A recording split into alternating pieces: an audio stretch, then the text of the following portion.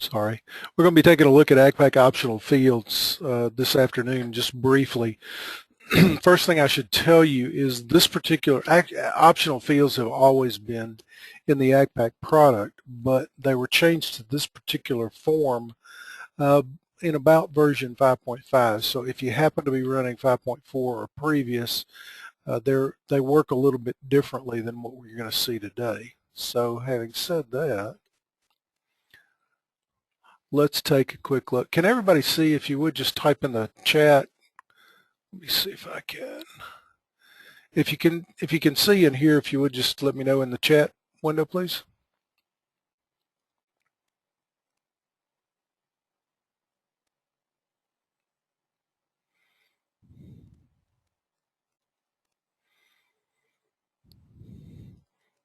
Okay, I'm going to assume everybody can see and hear. In ACPAC from 5.5 on, optional fields have been moved to common services. Previously, they were only in the setup of the individual applications, and we still will have to go there now to finish the setup, but we start in common services. The concept of optional fields, pretty simply, is these are the ability to store information that is not included in the standard application. So you can see here accounting class, different kinds of approvals that you might start. And I'm going to create one here once we're in the optional fields screen by just clicking the new button. And we're going to call this dog, and it's going to be dog's name. You have a choice of several different kinds of fields. We can have a text field, an amount, a number, an integer, yes, no, and date or time. I'm going to go with text. We can change the length of the text from 5 characters on up, and then we can check the validate box. If I leave it like this, it's just going to have a field that says what's the dog's name, or enter a dog's name, and I can type whatever I want to. If I check validate, then I can choose whether I want it to be blank or not. And once I've checked validate, then I have to enter some potential values down here. So Buster, Jones, Spot, Chipper, whatever you want your dog's name to be, you can list the values. Once I have this like I want it, I click add, and now I have a new optional field. So these are all the optional fields that have been set up in the sample data. Let's take a look at a yes, no field as an example. This would be just a checkbox. We'll also take a look at an amount field. You can see this is just a dollar amount, something of that nature. A number field will allow you to control the number of decimals.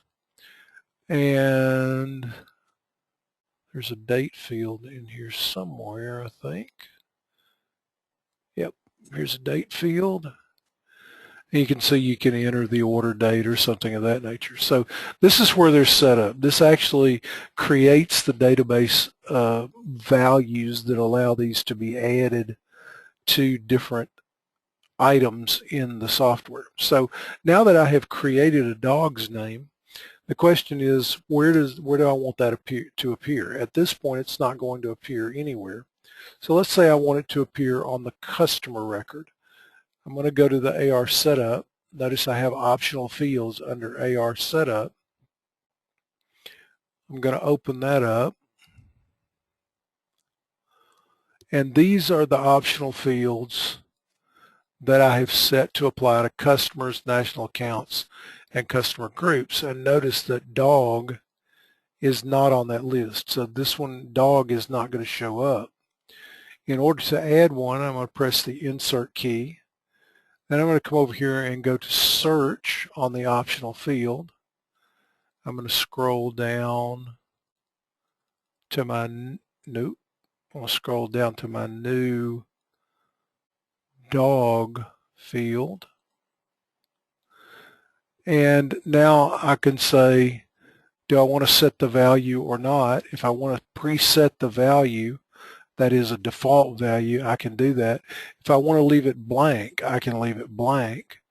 And then I can put a description in there. If there is a description associated with the default value, it'll show up here. And if I want to make it required, I just double click here. So let's not make it required, and let's save. And now let's suppose I want that to be required, or I want that to be on invoices. I can insert here, search for the optional field, go down to dog,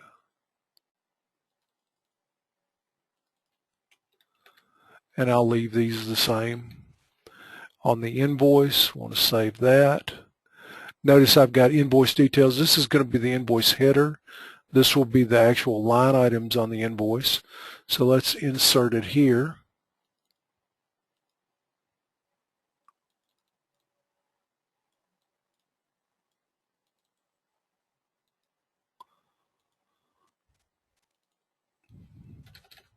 And we'll save that. And then close.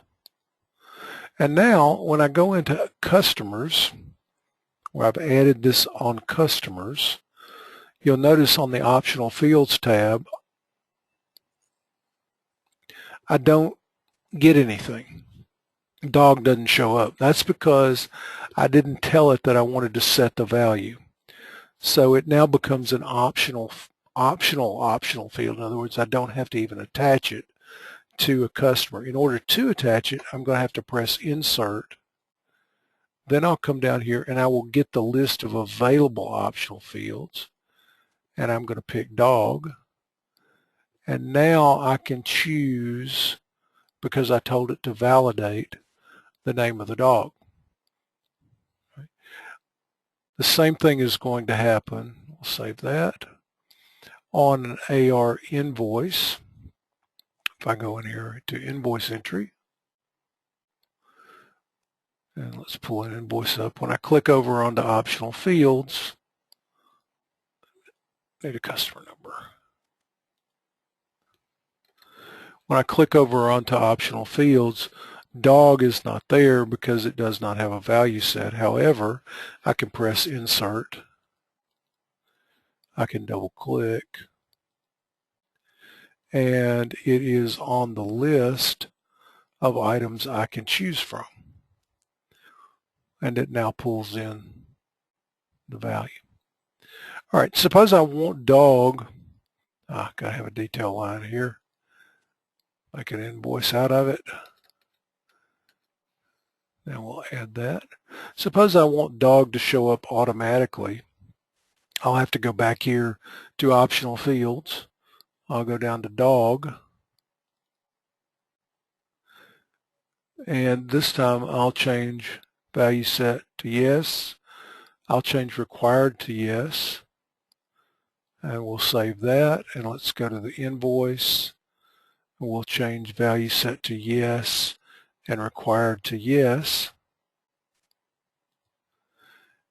And now we'll go back to a transaction. Let's create another invoice. And this time, let me go to create another one here. We'll select a different customer. We'll go ahead and add the I line item. We'll go over to optional fields, and you see dog is there. The value is pre-filled with Butler, but I can come up here and change it. Oh, let's make this one Chipper and add that. All right, so let's suppose that we want these also to be, that's just within accounts receivable. Let's suppose that we also want to show this particular item in order entry. I have to go to order entry setup. I'll go to optional fields under order entry setup. And again, I have a list of things. I'm going to put this on the order. Press insert. I'm going to scroll down to dog.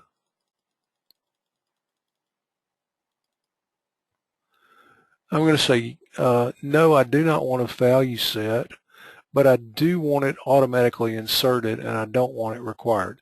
This says I can leave it blank, and this says I want it to be automatically inserted.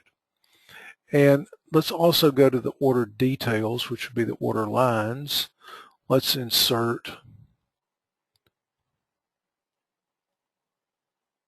dog there.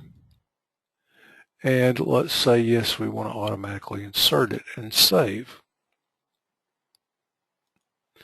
All right. One more thing we want to do here. Let's go to a customer and we'll pick a customer here. Let's do Bargain Mart Oakland. Let's insert the dog optional field. And let's give it the value spot.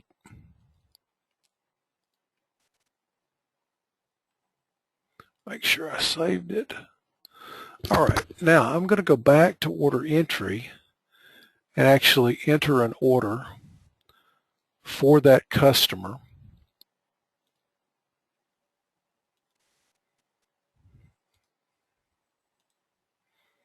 $11.05. I'm going to go ahead and enter an item here so I don't get an error later on. Okay, first of all, it says dog hasn't been filled in. This is dog on the line item. So if I go over here, there's a column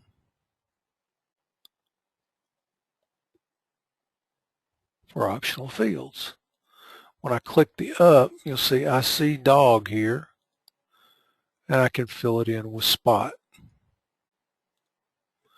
And now I will actually be able to move off that item and create another one. That's what required does.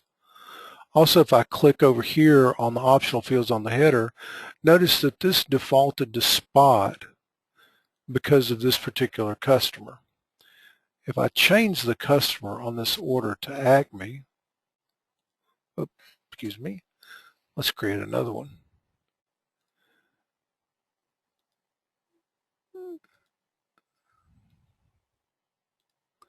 Won't actually print that. Let's change another one and create Acme. Let's go over here at the optional fields. You'll notice on Acme, I don't get the value filled in. If I go up here and actually look at customer Acme,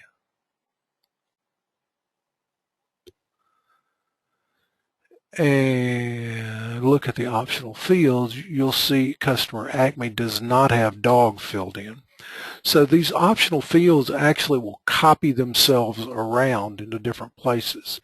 If I set an optional field up, for example, on an item, it will copy to the line items on that particular order. So if, for example, let's go back to this order.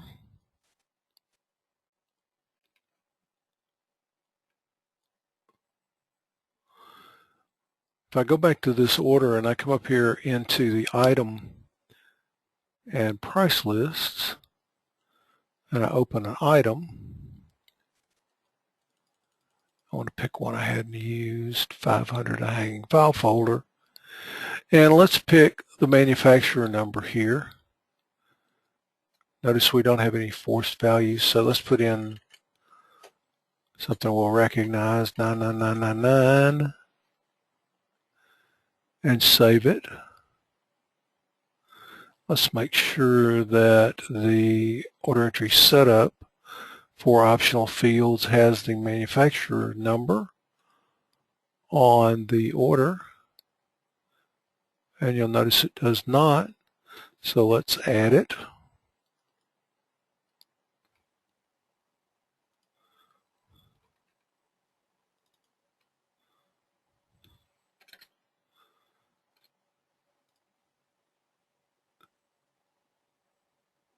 All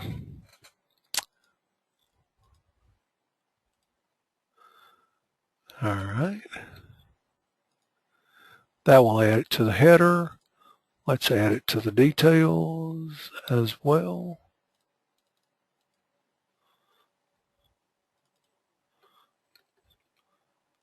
auto insert it.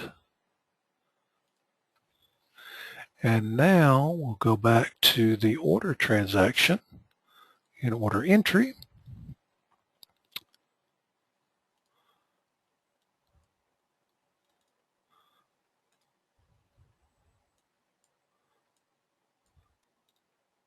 Hit insert to get another line item. Search.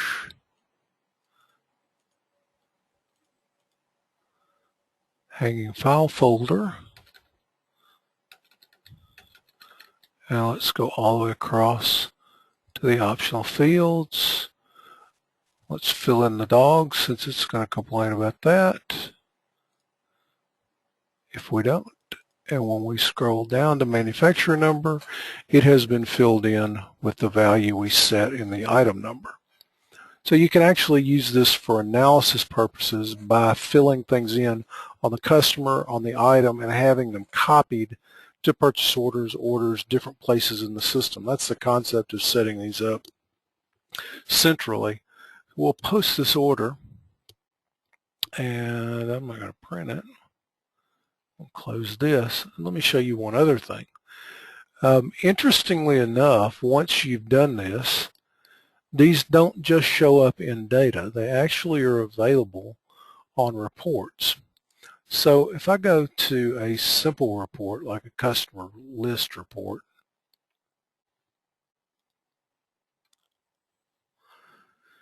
and I go down here to select, I'm going to select by customer number, and on this one notice that now that I have added dog's name, I actually get dog's name as an option, and I can actually select a range of dogs names and print the report by selecting a range of dogs names. I can tell it as well that I want to include the optional fields. And when I print, I will actually get a listing of the optional fields and their values, if there are any, on the report. Notice there are more customers in here than just these two, but because I only filled in the dog's name on these two, they're the only two that meet the criteria. So not only can you add optional fields to different entities or objects in Sage ACPAC, but you can also do reporting with those, and you have to watch the reports. They're not available on every single report that you think you might want to use them on, or that it might be logical for them to be on, but they are available on the major reports that you might want to use. For example, transaction reports, let's look at an age trial balance, which would be a pretty common report. You'll notice we can select first by some major category. Let's go with customer number. But then we also get dog's name on the aging report. So it's quite a useful feature to be able to further categorize or classify or store additional data that you might need. One thing I should warn you about, though, if you start to do your own reporting with these custom fields, and you say developing a report in Crystal or something of that nature, they're actually stored, and this may or may not make sense, they're actually stored in a separate table. So it's not like you have a line in an Excel spreadsheet that's got all of the optional fields listed on it. You'll actually have the customer listed in one spreadsheet tab, and then on the next tab you'll have a customer number, you'll have the code for the optional field, and you'll have the value of the optional field. So you sometimes have to be a little tricky to use these things in other reporting. It can be done, but you know, probably our average end user that does reports would have a little difficulty with it. So that's a quick introduction to optional fields.